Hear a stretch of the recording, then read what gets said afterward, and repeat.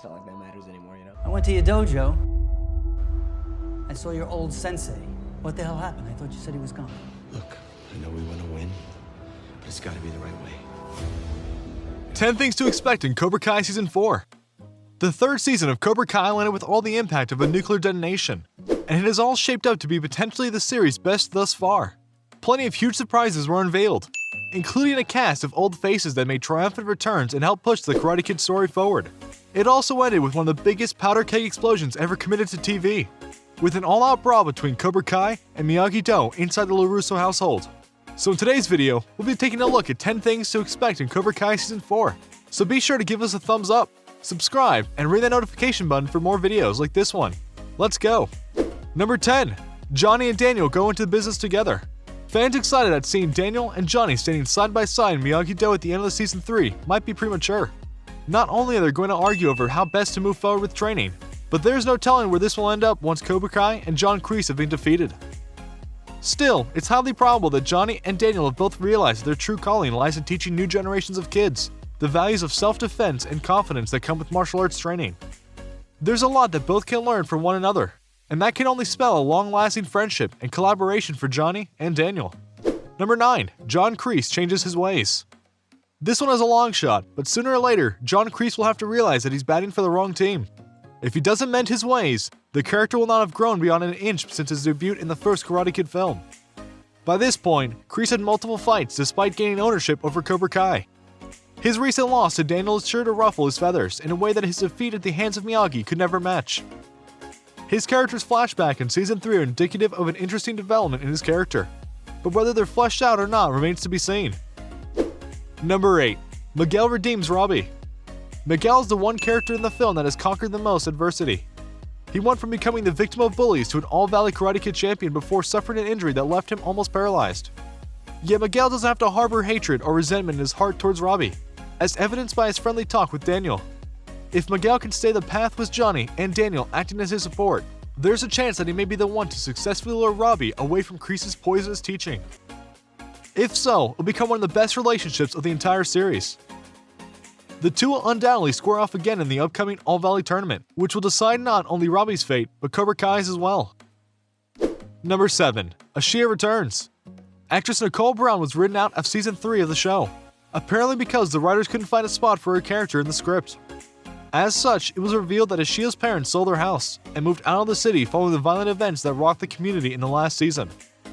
The writers have indicated that Ashia can and probably will return if there's a place for her in Season 4. It could very well be the perfect opportunity to have her character act as a key figure in a story arc, perhaps building a bridge between Samantha and Tori, while reminding everyone why she was such a great fighter. Number 6. Johnny and Daniel butt heads on teaching. Johnny and Daniel might have united over a common enemy, but there's no way the journey forward will be smooth. The two are still at odds over many things, and their natural tendency to butt heads on the smallest of issues is guaranteed to cause trouble as Miyagi-Do moves forward.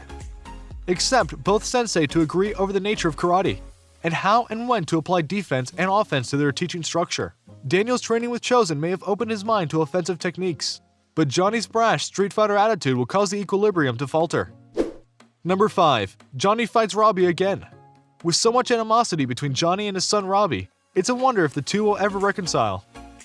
Robbie has been through the ringer several times since the series began. He bounced back and forth between life as a misfit, a clear path to peace and harmony as one of Daniel's students, and a bout of rage that landed him in the clink. Now that he's out on bail and under the tutelage of John Kreese, his character is sure to fall hard before any opportunity for redemption pops up. Johnny and Robbie got physical in the final episode of Season 3, and it's easy to see them throw down again, this time with Kreese's Cobra Kai training down into the mix. Number 4. Tori defects to Miyagi-Do. Tori might be the bad girl, but it's becoming more and more apparent that she doesn't want to be.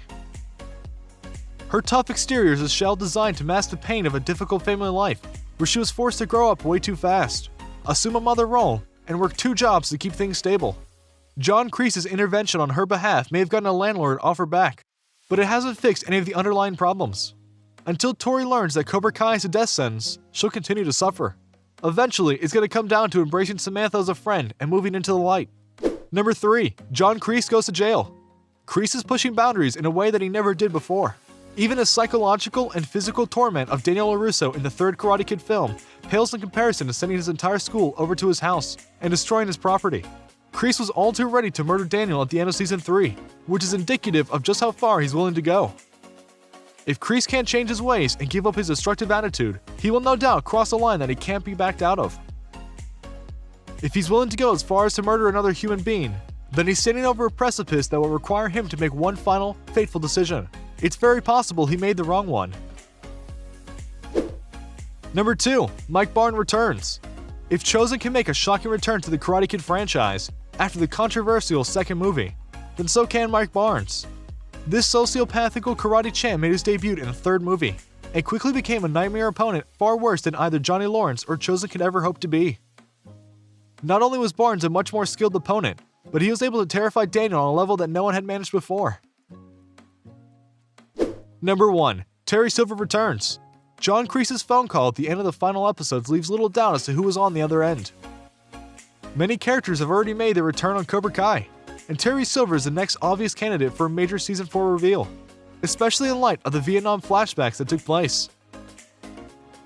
Ironically, the character who dies during the Vietnam flashback scenes is the one who looks the most like a young version of Terry Silver, which leaves the other character a potential candidate. It remains to be seen how this plays out, but it's largely a given that Silver will return to terrorize Daniel all over again. Now, the big question, when can we expect to see Cobra Kai Season 4 on Netflix? The good news is that in the Q1 2020 earnings call video, Ted Sarandos listed Season 4 of Cobra Kai to release in the back half of 2021. According to CEO and Chief Content Officer Ted Sarandos, what happened in the first part of this year was that a lot of the projects that we hoped to come out earlier did get pushed because of the post-production delays and COVID delays, and we think that we'll get back to a much steadier state in the back half of the year. Currently in Q4, we will have the most returning seasons of some of our most popular shows like The Witcher, and You, and Cobra Kai, as well as some big tentpole movies that come to the market, a little slower than we've hoped, like Red Notice and Escape from Spiderhead. With all this being said, you would wonder if there would be Season 5. Don't worry, we have an answer for that. Hurwitz had this to say on the planned post-Season 4. We have plans beyond that.